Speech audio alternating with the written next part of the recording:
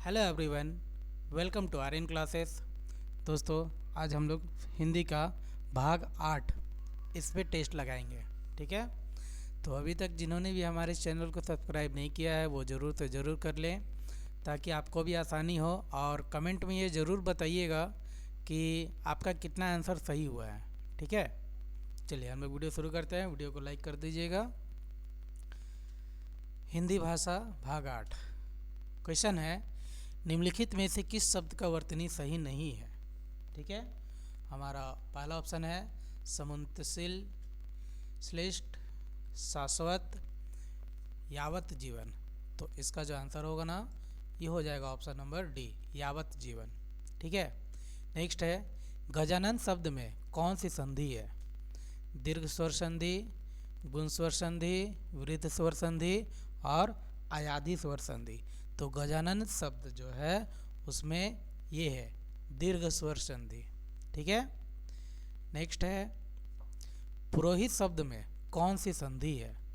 स्वर संधि, व्यंजन संधि, विसर्ग संधि और दीर्घ संधि। तो पुरोहित जो शब्द है ना, उसमें ये है विसर्ग संधि। ठीक है, नेक्स्ट है, अव्ययी भाव समास के संबंध में कौन सा कथन सही है। पहला है अन्य अर्थ प्रधान सामसिक शब्द।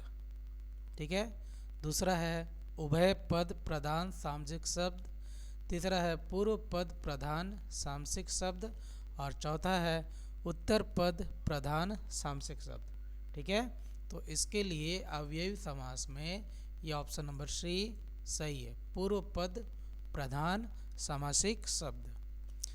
अगला है, आजनम में कौन सा समास है। ठीक है, क्वेश्चन है आपके पास, आजनम में कौन सा समास है। द्वंद्व समास, द्विगु समास, नत्र समास या फिर अवयव।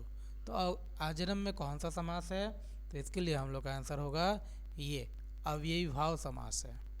ठीक है, नेक्स्ट है, भिक्षुक शब्द में किस प्रत्यय का प्रयोग हुआ है।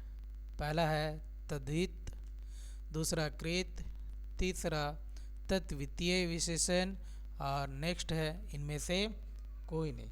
तो भिक्षुक शब्द है ना, तो भिक्षुक शब्द में ये ऑप्शन नंबर ये बी होगा, कृत प्रत्यय। ठीक है, ये आंसर होना चाहिए। नेक्स्ट है,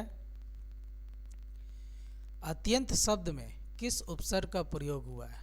देखते हैं, अति, अत, अत्य, अ। तो इसमें कौन सा हुआ है, अति, अत्य, ये अति हुआ है, अत्यंत में अति। ठीक है, नेक्स्ट है, निर्देश निम्नलिखित प्रत्येक प्रश्न में प्रस्तुत वाक्य ए, बी और सी भागों में विभाजित किया गया है। वाक्य के किसी एक भाग में त्रुटि हो सकती है और नहीं भी हो सकती है। जिस भाग में त्रुटि हो उस भाग का क्रमांक आपका उत्तर होगा। यदि प्रश्नोक्त वाक्य में के किसी भी भाग में त्रुटि न हो तो वैसी स्थिति में आपका उत्तर डी होगा। ठीक है, चलिए नेक्स्ट हम लोग देखते हैं, इसका अंदाज़ा लगाना कठिन है। तो यहाँ पे क्या आपको गलत दिख रहा है, इसका अंदाज़ा लगाना कठिन है। ठीक है, इस पे गलती यहाँ पर है, ये कठिन है। इसका अंदाज़ा लगाना, इसका अनुमान लगाना होना चाहिए था। यहाँ पे गलती 83, बहुत दिक्कत है सब में। इसका अंदाज़ा, यही पे गलती है, ऑप्शन नंबर बी। ठीक है, अनुमान लगाना हो सकता है। नेक्स्ट है, दोनों प्रकार के लेखक एक ही कोटि में रखे जाने योग्य है। अब कोई त्रुटि नहीं है, तो दोनों प्रकार के लेखक एक ही कोटि, सब सही है, में रखे जाने योग्य है। ये सारा सही है ना, कोई त्रुटि नहीं है, ऑप्शन नंबर डी। नेक्स्ट है, वह बिल्कुल भी बात करना नहीं चाहती थी, कोई त्रुटि नहीं है। तो बताइए, वह बिल्कुल भी बात करना नहीं चाहती थी, यह बिल्कुल भी नहीं हो के बिल्कुल ही होना चाहिए था। ठीक है, तो ये भी नहीं होगा। नेक्स्ट है, हम तो अवश्य ही जाएंगे, कोई त्रुटि नहीं है। देखिए क्या होना चाहिए, हम तो अवश्य ही जाएंगे, हम तो अवश्य जाएंगे होना चाहिए था, अवश्य के साथ ही लगाना उचित नहीं है। नेक्स्ट है, मुझसे यह काम संभव नहीं हो सकता, ये तो साफ साफ दिख रहा है ना कि गलती है, क्या पे गलती है, मुझसे यह संभव नहीं होगा, ऐसा होना चाहिए। तो ये मुझसे यह काम संभव नहीं हो सकता, ये गलत है। ठीक है, ऑप्शन नंबर सी गलत है। नेक्स्ट है, क्या कारण है कि तुम यहाँ नहीं आते। इस वाक्य में कारण के किस रूप में प्रयोग हुआ है। चलिए देखते हैं। विशेषण है, क्रिया विशेषण है, सर्वनाम है या फिर संज्ञा है। तो क्या कारण है कि तुम यहाँ नहीं आ सकते, तो इसमें ये संज्ञा यूज हुआ है। ठीक है।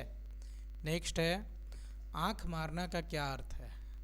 आराम करना, ऊँधना, नज़रअंदाज करना या फिर इशारा करना।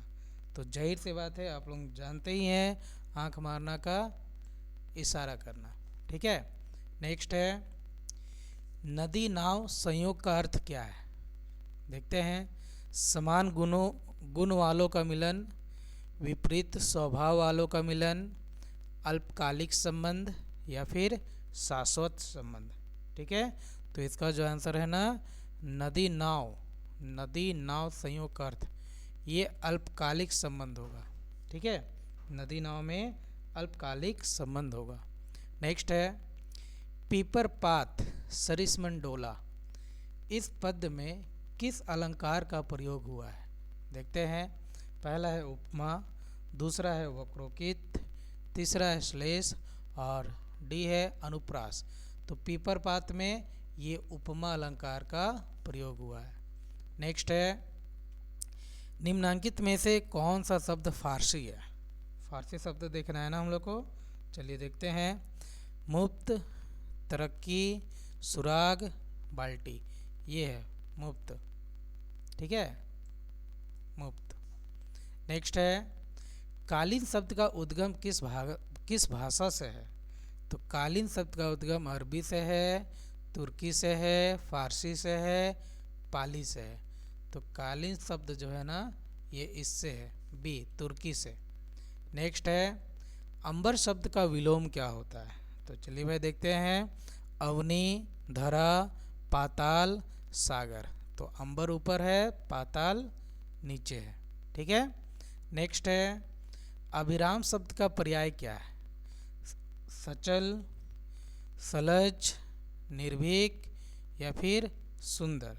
ठीक है। तो अभिराम शब्द का पर्याय है सुंदर। नेक्स्ट है, निम्नांकित में से कौन सा शब्द स्त्री शब्द का पर्यायवाची है। ठीक है भाई, देख लेते हैं।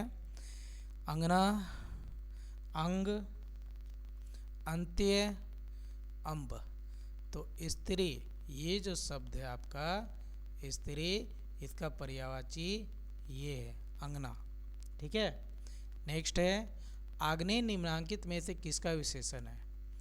अज्ञेय का, अग्नि का, अग का या फिर अजा का। तो इसका जो आंसर होगा ना, आग्नेय। आग्नेय मतलब आग होता है और ऑब्वियसली अग्नि का ही ये है। ठीक है। नेक्स्ट है, निम्नलिखित में कौन सुमेलित नहीं है। चलिए देखते हैं। पानी बरसता है, ये सरल वाक्य है। जो परिश्रम करता है वही सफल होता है, ये संयुक्त वाक्य है। वह आया और मैं गया, संयुक्त वाक्य। यह वही स्थान है जहाँ मेरे चाचा जी रहते हैं, ये संयुक्त वाक्य है। ठीक है। तो इसका जो आंसर है ना, ये यही है, ऑप्शन नंबर डी। यह वही स्थान है जहाँ मेरे चाचा जी रहते हैं, ये संयुक्त वाक्य है। ठीक है।